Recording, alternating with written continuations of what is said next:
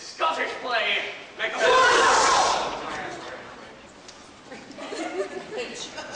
Really not supposed to talk about it in the theater.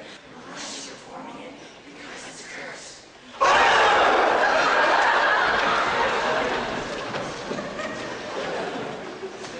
Fortunately, however, we not only performed the previous version of Macbeth, but after much thorough research, we are able to do so In perfect Scottish accent.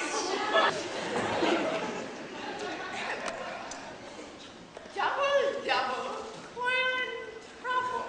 Stay in perfect speaker. Macbeth, beware Macduff. None of women born shall harm Macbeth.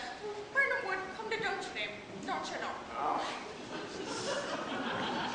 That's dead, great. Then make what make need, make I, make fear, Macduff.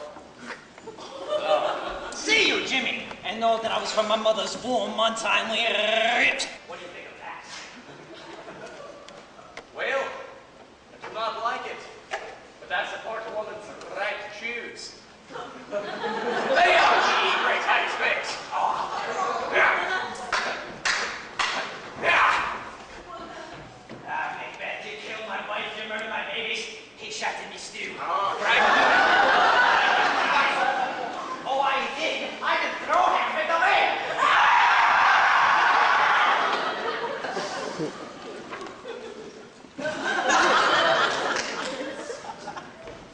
Behold where lies this cursed usurper's head.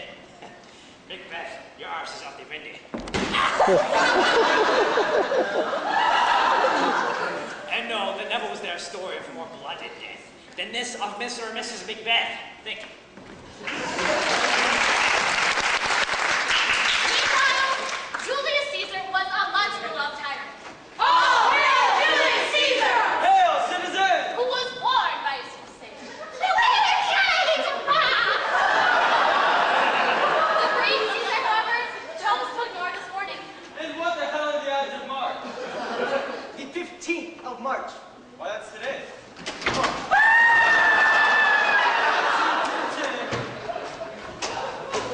You monsters! Friends, Romans, countrymen, lend me your ears. I've come to bury Caesar. So let's bury him and get off my plate. Antony and Cleopatra! Oh! Is this an ass my sin before me? No! Whoa!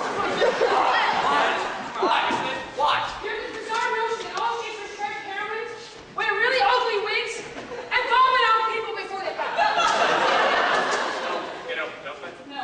Kyle, get a clue. Anthony and Cleopatra isn't a Pepto-Bismol commercial. It's a romantic thriller about a geopolitical power struggle between Egypt and Rome. Okay, no, it's one of Shakespeare's geopolitical places. Yes. Okay, now if I know that, I would never have screwed him, because his geopolitical plays are some of my favorite stuff. Yeah, I mean, it's like the themes he wrote about 400 years ago are still relevant today. Like, what was that one he wrote about? You know, how nuclear energy affected the Soviet Union? What was that? Kyle, Shakespeare never wrote anything about the Soviet Union. Yeah, he totally did, and it was called Sure Noble Kinsman, and it was intense. All right. It was about this big nuclear reactor that melted down and infected all the neighboring water supplies. The king of Chernobyl denied it, even though all the peasants were like growing second heads and stuff. And then in the second act, there's this big cloud of radiation that floats over the new world and makes this big race of TV Kyle. values. What the hell are you talking about? Chernobyl Kinsman, No. you know Shakespeare's gem. What? Shakespeare wrote a play called Two Noble Kinsmen. Not Chernobyl Kinsman. Two Noble Kinsmen. All right, what's Two Noble Kinsmen about? It's about a girl who goes insane with the fear that her boyfriend is going to be eaten by a pack of wolves and her father hanged. And is there anything in there about Vladimir Putin? No! I've never heard of this play, all right? I'm sorry. Kyle, I'm not surprised you haven't heard about it because I haven't heard. feel free to explain that one. Ladies Kinsman actually falls under the category of Shakespeare's plays, which scholars refer to as the Apocrypha, or in some lesser scholarly circles, the obscure plays, or the lesser plays, or simply the bad plays. And yet, not all of the Apocrypha are completely without merit. In fact, one of them, Julius and Cressida, is hardly crap at all. I discussed that at some length in my soon-to-be-released book about Shakespeare, I Love My Willie, which I like to look over. Stop it! I'm talking about the manuscript, perverts, but instead of penis. You keep that in your pants, dude? What do you keep in your pants?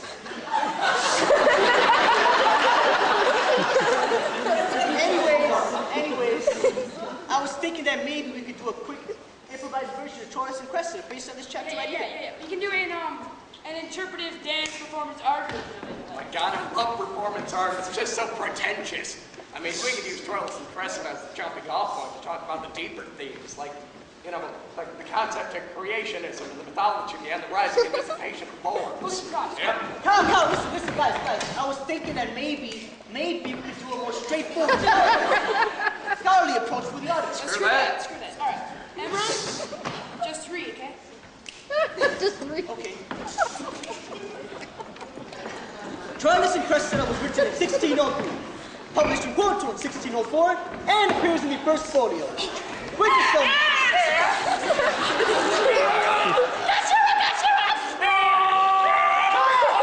Get that crap off my stage! What the hell are you guys doing? What's the Ladies and...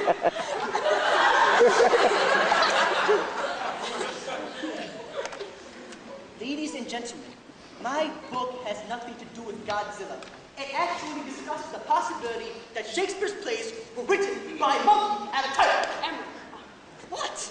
isn't there something in there about the plot? Of course I cover the plot. You know what kind of scholar you think I am? Piss me off. I cover the plot in depth on the footnote on page 29. Troilus, youngest son of Priam, king of Troy. Wait. Okay, yeah, Joe, you be Troilus, and, yeah, Jake, you be the king. Okay, great. Now, Cressida. Anyway, I'll get the wig. And has arranged with her uncle Panos for a meeting. Although she feigns indifference, she's attracted to him. I remain indifferent. Yes! Meanwhile, the Greek commander, Agamemnon. Agamemnon, everyone? What? All right. This is stuff that kids everywhere need to study in school because it's so boring. I know, honestly, like when you said Agamemnon, I was asleep. No, man, I'm sorry. But look, when we were backstage, getting ready to come on for all of you and perform, I told these guys, like all of them, look, I'm not going to go do that dry, boring, vomitless Shakespeare for those people. Because it's just going to turn you all off to Shakespeare. I mean, that's what happened to me. When I was younger, we were supposed to be sitting in class, learning about Shakespeare, and when we were supposed to be reading one of his plays, all I could do was just look out the window, see kids playing ball, and just think to myself, why can't this Shakespeare stuff be more like sports?